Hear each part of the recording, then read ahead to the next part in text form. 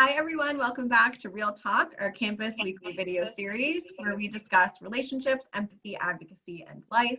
All of our episodes are pre-recorded and released every Tuesday at 5 p.m. on our IGTV and Facebook through a YouTube link.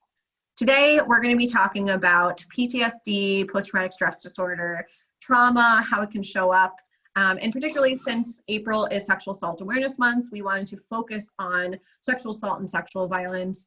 But a lot of this will apply to other types of intimate partner violence, intimate personal violence, all the words, all the things. So just as a disclaimer, none of us are really experts on these issues. Obviously, Real Talk is kind of our space to discuss things that we're seeing in our clients, things that we're seeing in the people that we serve. But I can definitely disclose or share that the two other folks on this call today are definitely more knowledgeable than I am in that they have actual background and knowledge and experience in this through their degrees. So I'll pass it on to Sydney and Holly to talk about a little bit about what that means and why they can speak to it through a different perspective. Sure. So I have my master's in clinical mental health counseling from WCSU, actually, which I think is cool. But I also am recently licensed as a licensed mental health counselor in the state of New York and a licensed professional counselor in the state of Connecticut. So what that means is that essentially I've done the work to have the license, to have the, so I have the experience behind me of working with clients who have experienced all different types of mental illnesses. And I have the licenses give you the authority in the different states to diagnose people with a mental illness. So I think it definitely gives me the opportunity to be able to speak on this stuff. I wouldn't say I'm an expert because I haven't been doing it for 100 years, but I do have the qualification for an expert. 100 years. I'll get there one day. Bar none. But I do have the background and the training to be able to speak on it, and more of than just like a conversation piece, I think. Yeah, awesome. Yeah, and similar to Sydney, I have my master's in mental health counseling with a specialization in dance movement therapy from Lesley University in Cambridge, Mass. So that gave me my background in like the understanding of the DSM. I'm not diagnosing as much. I have diagnosed, but PTSD is one of those that is more required. You need more in-depth knowledge like Sydney has. But the dance movement therapy piece gives me a really cool aspect or like perspective into how trauma affects the body and how you can embody it and hold it in your body. So that's kind of my background. Yeah. So obviously I'm surrounded by just the most knowledgeable, awesome people. And I just have thoughts and feelings. So I'll be contributing. And you have love experience. It. We love it. You understand where you're talking from. Give yourself more credit. Yes. Not trying to discredit. Thank you. Yes. No, I've seen it show up in clients and I've seen it in the work that we do. You've done the research, you've done the work. Yeah. Yeah, I have the knowledge enough to be able to educate some people on it. And I do kind of talk about it. And I've noticed that people are fascinated. Like I am really fascinated by the neurobiology of trauma and how trauma shows up in the body. So hopefully this topic will be interesting to our viewers as well. Yeah. But so I think it'll be helpful, obviously, since today we wanted to, there's so many things to talk about and related to trauma, but we wanted to focus today on PTSD, so post-traumatic stress disorder, because it's really common for victims of trauma to experience PTSD, to be diagnosed with PTSD, and can be really common, particularly in victims of sexual violence. This is what we were going to kind of focus on. But it can look really different person to person, for each individual. And this episode really is not meant to like diagnose through the episode.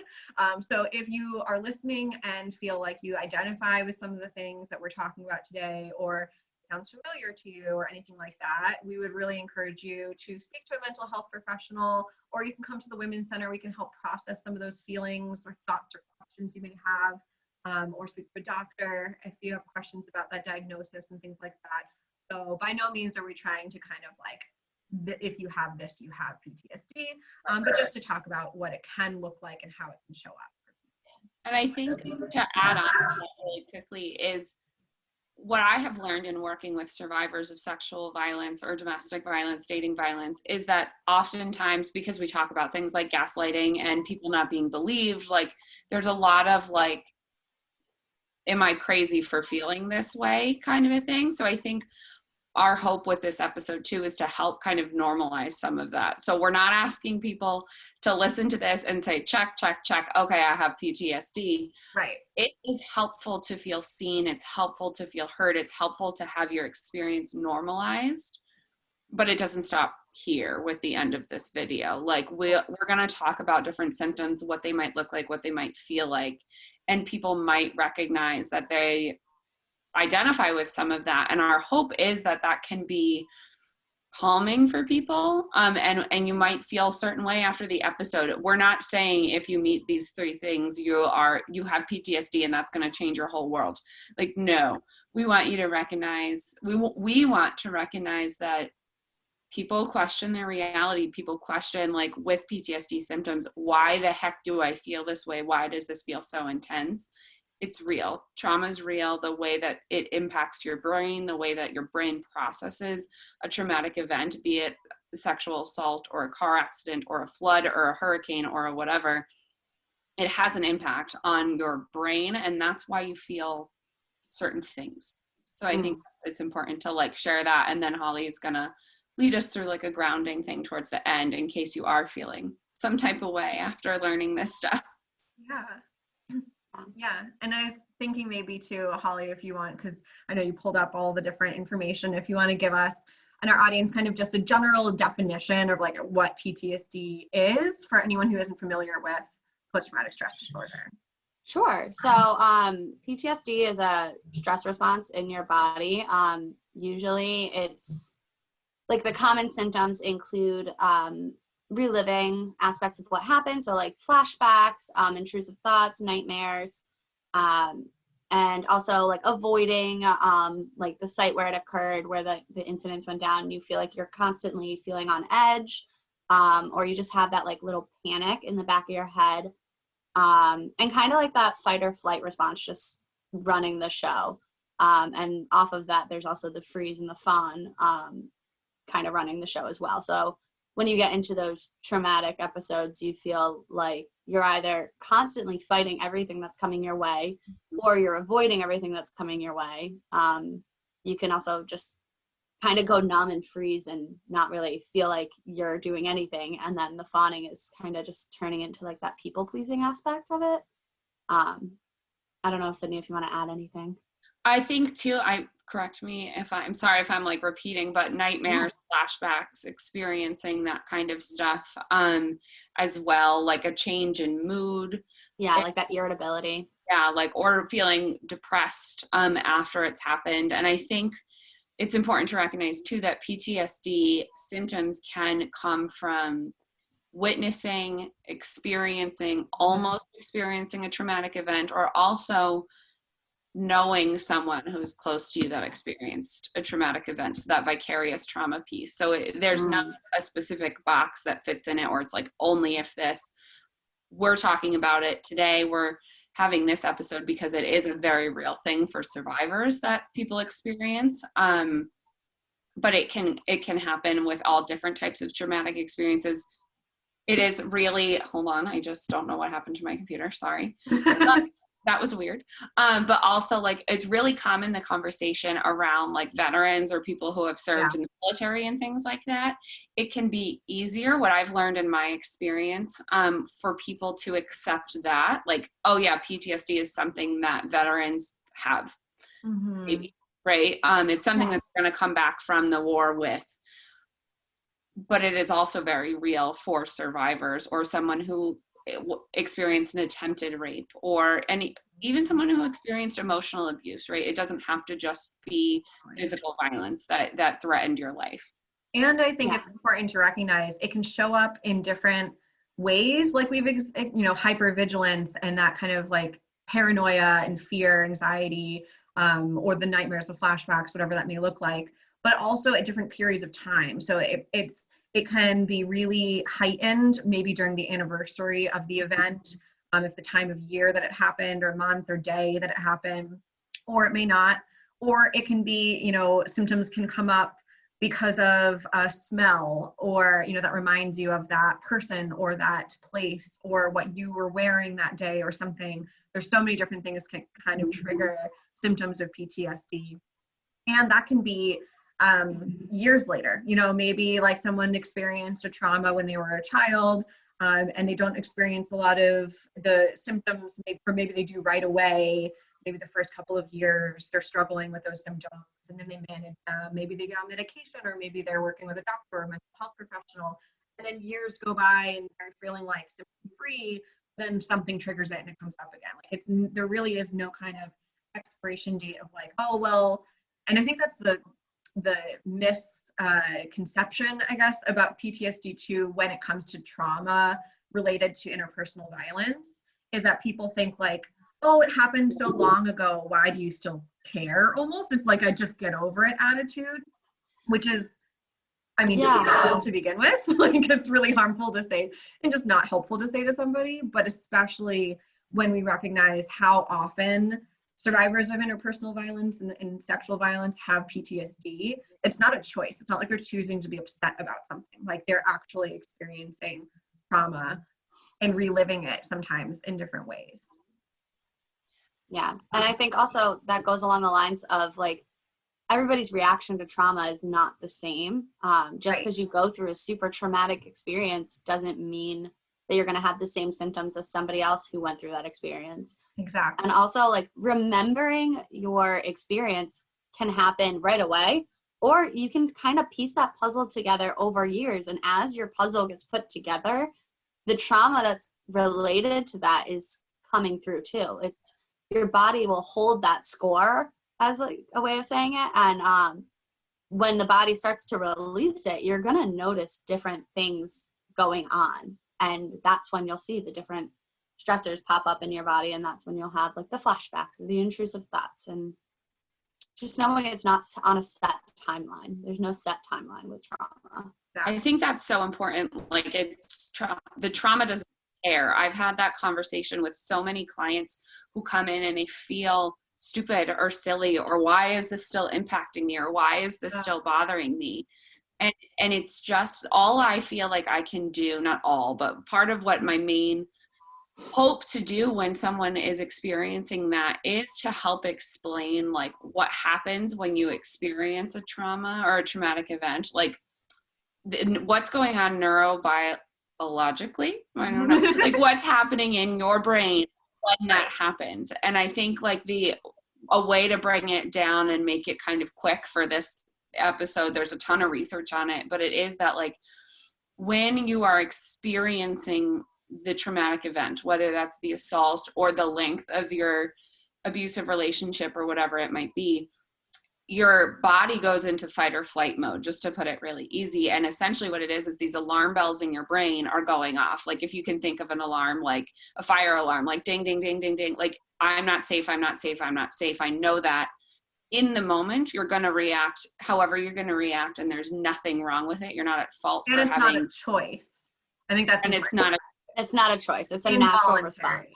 Yeah. Right. It's like breathing. Exactly. Your body's going to do whatever it decides to do to keep you safe in that moment. And that's okay. And it has to be okay.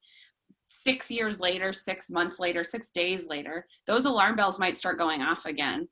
And that can feel really triggering. And that can be why, on one level or another, that years later or months later, you've left the relationship or the assault happened however long ago, and you feel like you should be over it, but you're not, because it's happening in your brain and it's not something we have a ton of control over. And you can work with a professional, you can work with a therapist, you can take medication to help those symptoms, but you are not at fault and there's nothing wrong with you because your brain is deciding to set those alarm bells off again. Yeah.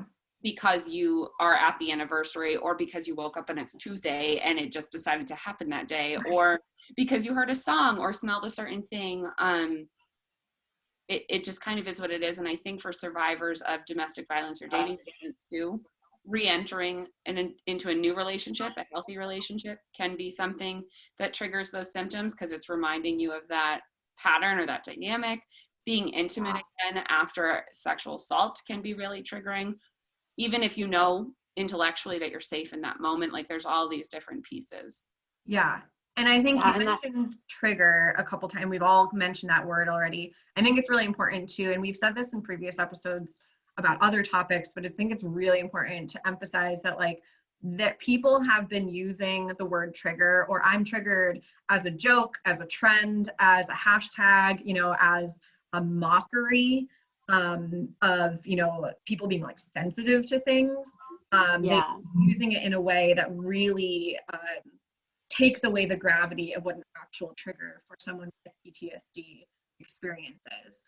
And so I think we really need to recognize, like, if you are someone who has used it casually, of like, oh, I'm triggered, you know, as a joke, like, don't do that, please. It's really, really insulting to people who actually experience triggers.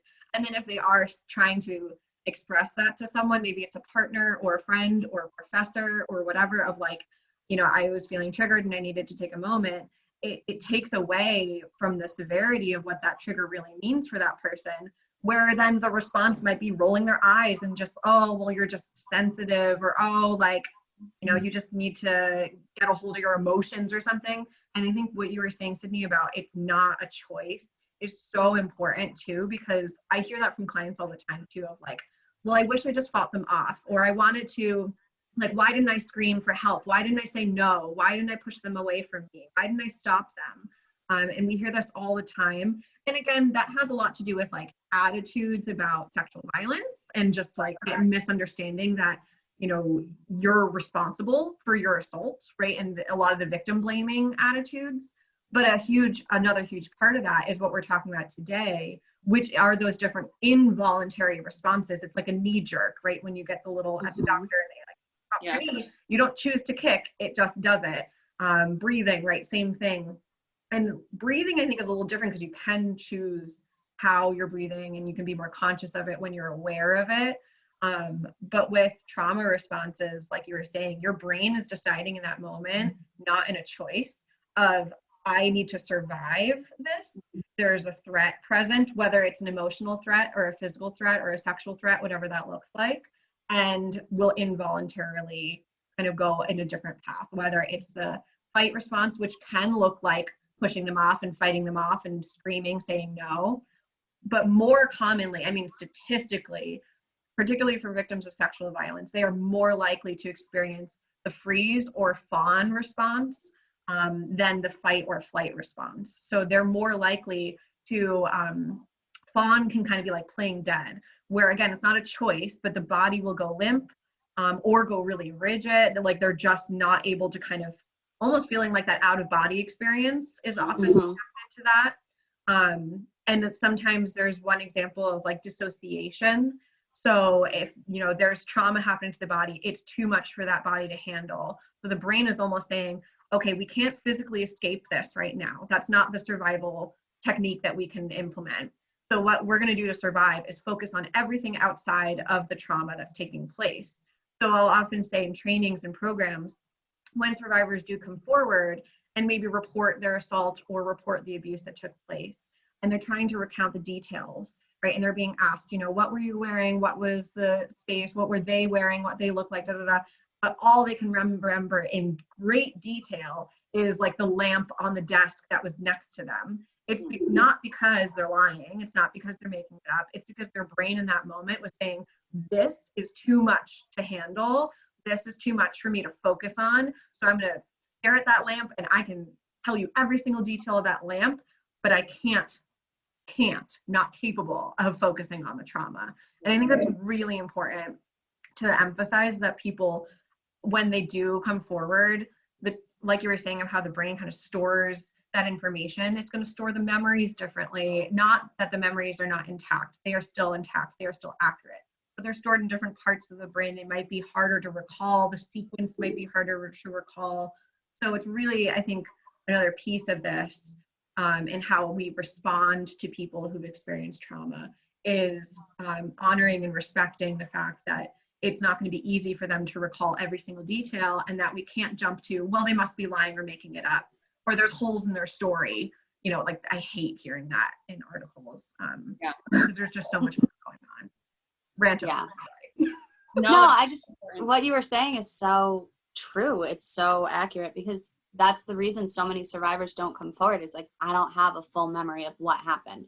And that's normal. Like, most people don't have a full memory of what happened. You have what your brain allows you to remember, because the other memory is too traumatic. It's overwhelming. And that dissociation piece can happen after the event. Like, all of these trauma reactions happened in the event, but they're also gonna come up at different times. And it, like Sydney said, it could just be a Tuesday. You woke up and you are triggered. Yeah. Like, there are, and when people use that word, like, oh, I'm triggered, as a joke, it's so harmful. I mean, I find it disrespectful to survivors personally, but it's harmful. You're taking away their ability to receive help. Right. Yeah. And I think, like, Cara, you made such a perfect example of, like, having to get up and step out of class and telling the teacher, rightfully so, like, I was triggered and I needed a moment away, can be discredited because of that. But what those triggers can feel like might be like an inability to focus or concentrate on what's going on, like a feeling of like the memories are coming back like full force, like I can't actively can't turn this off, like I can't stop thinking about it. Or even like if I don't have if you don't have, I don't know, concrete memories, but like just this feeling in your body of like, whoa, like I've explained it as like, I feel like I'm on fire and I can't turn it off kind of a thing, just because of that feeling of being triggered. Like, your body remembers what happened. Sometimes, like Holly, you were just saying, if you don't remember all the details, like that's okay. Your body can't specifically say, oh, well, they were in a blue shirt and like this is what happened and whatever, but your body can remind you how you felt in that moment. Yeah. And that can just pop up and that can change your mood. Hypervigilance is another symptom, right? Where you just feel like you're on edge all the time. Like you feel like you're always having to protect yourself, you know, thinking like that person or that threat is going to come around every corner, even if you actively know that like it's not going to happen, but like there is a real fear that it's there. Nightmares are not a thing we have control over. Like you're sleeping, like you don't know, but that pops up.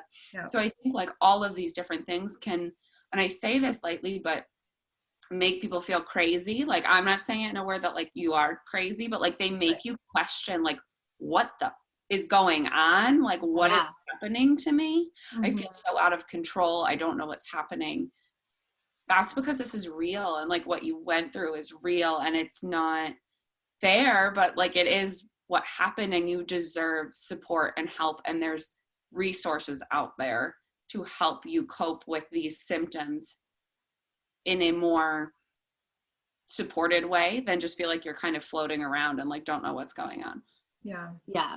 And there are ways to like combat that feeling of dread or that voice of dread that's constantly popping up.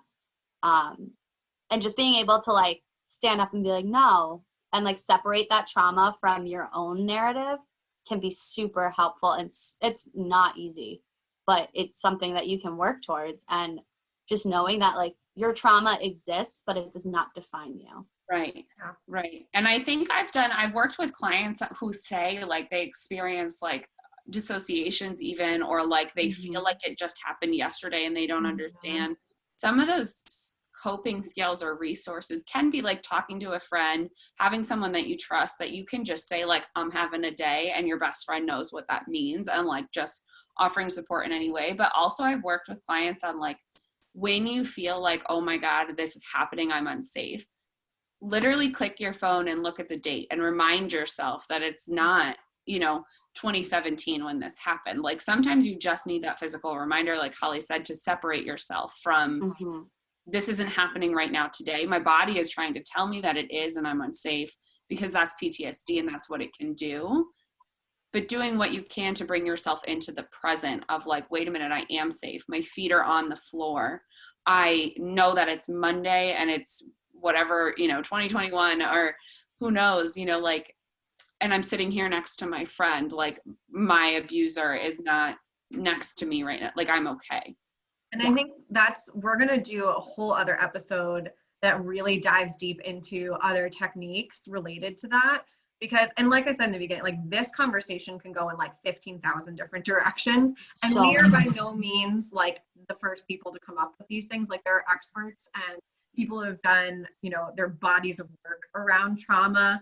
The Body Keeps the Score is an actual book that you can read. Forgive me, what is the name? So good. Van- Bessel van der Kolk, and it's amazing. I recommend everybody reads that book. I love that book. It's like my Bible. I love it. But yeah, there's so much research out there on this topic. So like we're by no means the experts, and we're by no means the first people to be like, hey, this is a thing. So like, yeah, you know, talk to your support systems, but also talk to a mental health professional or talk to your doctor if you're curious about this.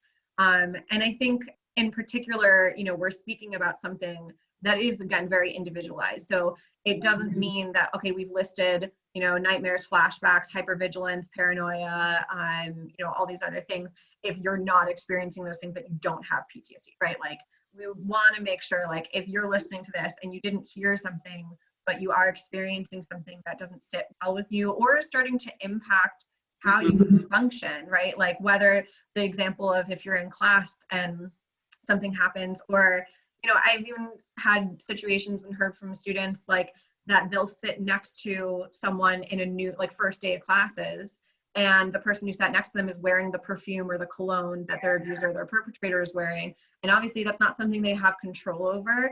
And some people can manage their triggers in that moment and kind of move through it, move past it, and be able to kind of function. Whereas others, it's debilitating. They're not able to do that without support, without whatever they need to get them through that. Wherever you are at is valid. So like whether you have started to do the work, whether you've been diagnosed already, whether you know, have been doing the work for years and still find yourself struggling, like please know you're not alone, and that it's really, really normal. Like Holly was saying before, like it is so normal to experience these things. And like Sydney was saying, like you're not crazy for it. Like this is real.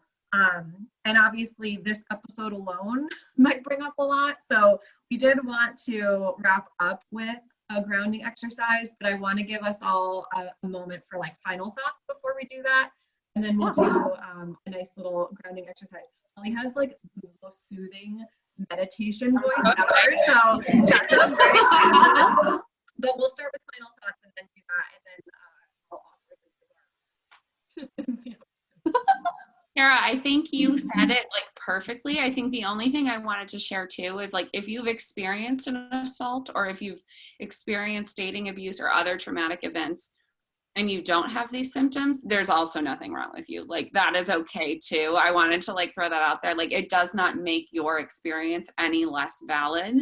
And it doesn't also, like people might say, well, I've been through that and I don't feel that way, so I don't know what's wrong with that person. Like everyone experiences it differently. It is so unique. I don't think we could possibly stress that enough. Yeah. I don't, you know, there are people who have experienced multiple traumas and one impacts them more than another. Like there's so many things that affect the way you're gonna process the trauma when it's happening that'll impact the way you heal from it or struggle to heal from it or whatever it might be. So like just know that like there's no right or wrong way to experience what's happened or to live through your own experience with PTSD or without it after an assault or after abuse. Yeah, definitely. I can go next, and then Holly, if you want to give your final thoughts and then go right into it. So, yeah, I think going off of that, Sydney, of like, I think we've kind of tried to emphasize this, obviously, in creating a safe space with us. But if you are in a space or surrounded by people who love you or care about you or you're friends with or family, you know, but they don't understand your PTSD or understand your trauma, and a song comes on that's triggering, or the smell or the sight or the place, you know, reminds you and you're feeling triggered in them, or what anything triggers you in that moment, that you're deserving of being taken seriously and you're deserving of feeling supported. So just know that, like, obviously we have our 24/7 hotlines. So if you are feeling like you need to, you know, speak to someone, I'm just going to list them right here, right now. So again, they're 24/7, 365. So you can call in the middle of the night, you can call on a weekend, a holiday, someone will always answer. And so those are 203-731-5885. 5204 and 203-731-5206. So please know that our hotlines are available if you need support, and there's tons of other resources out there. But that was just my kind of final thought, that you deserve to be taken seriously. PTSD deserves to be taken seriously, and that you have support if you need it. So I'll pass it on to Holly for our final. Thanks. So for like my final thought, it's kind of related to what I'm about to go into. I always just recommend finding your toolkit and having multiple tools in it. So that means just like little things that work for you to ground you in the moment or help you get back to not normal, but back to like where you feel like you can move forward from that trigger. And so I always recommend having a bunch of different techniques, because what works one time might not work the next time, or maybe you're around people and you can't be doing something that's very like out there, like you can't be coloring all the time. Coloring is one of my self-care techniques and like how I help myself out of things. So like that's why I threw that one in there. But this next one, I call it like my starter technique. It's 5, 4, 3, 2, 1, and it is my favorite. It's super simple. You can do it anywhere you are. It's something that like you can do it around people and they don't know that you're doing it. It's in your head. So it helps you kind of just ground yourself in the moment. And that's like the goal, is to ground yourself in the moment, make you feel safe, and you're aware of your surroundings. You know that you're not in that unsafe place. So I'll explain it and then we can kind of go through. Do you want me to go through it? Yeah, I'll go through it. Sorry. But so what you're going to do is you're going to kind of take a moment to find a comfortable place to sit, stand, or just kind of just center yourself a little. And you're going to start by finding 5 things that you can see. So 5 things around you. And you can look for like small details. So for me, what I see around me right now is I see my comforter. I see my straightener. I have a green water bottle that has white writing on it. I see my cell phone, which has a blue ocean case. That's very calming. And then I see Sydney and Cara on my computer. Hi. So that's the 5 things you can see. So just take a moment and you can do that. And then you're going to move on to 4 things that you can feel. So these are things, you can notice the sensation of the clothing on your body. So my shirt is very soft. It could also be like the chair you're sitting in, or the weight of your shoes on your feet. Are you wearing sneakers? Are you wearing hiking boots? Are you wearing like Uggs? Little things. And then if you're having trouble like being in your body where you can feel the sensations in your body, so if like you're having like a dissociative moment, picking stuff up is super helpful. So if I pick up my water bottle, I can feel the weight of it. I can feel the softness of its strap. And that's little like physical qualities that I can feel in my hands. And then you move forward to 3 things you can hear. So do you guys have anything you want to say? Like, what are 3 things you can hear? I can hear the cars on the road outside. Yeah. I can hear my computer kind of humming a little. And obviously your voice, as your beautiful voice as you move us through this meditation or exercise. Cool. Yeah. I'm thinking. I can hear my roommate in the kitchen behind me. I hear your voice too. And I also hear like stillness, if that makes sense. Yeah. So another thing I like to say with the 3 things you can hear is sometimes you're overwhelmed and you can't focus on what's going on in the moment. So finding like a happy or a safe memory, for me, hearing my mom, like hearing her talk, I can remember her voice. So like that automatically pulls me to a place where I'm like, okay, I'm safe. My mom's here. Or the sound of like the ocean, like you can hear those waves crashing, and that's a very relaxing sound for me. So I always recommend, if you're having trouble finding sounds around you, or you're in a quiet space, or it's the sound that's triggering you, you can kind of find a safe memory. And picking those before you go in can be helpful, but just something you can think about.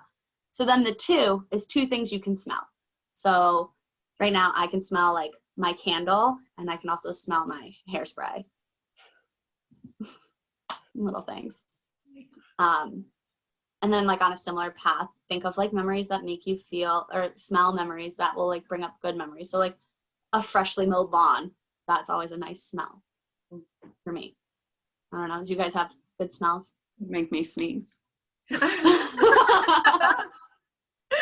I definitely like the smell of any type of food, really, for the most part, cooking.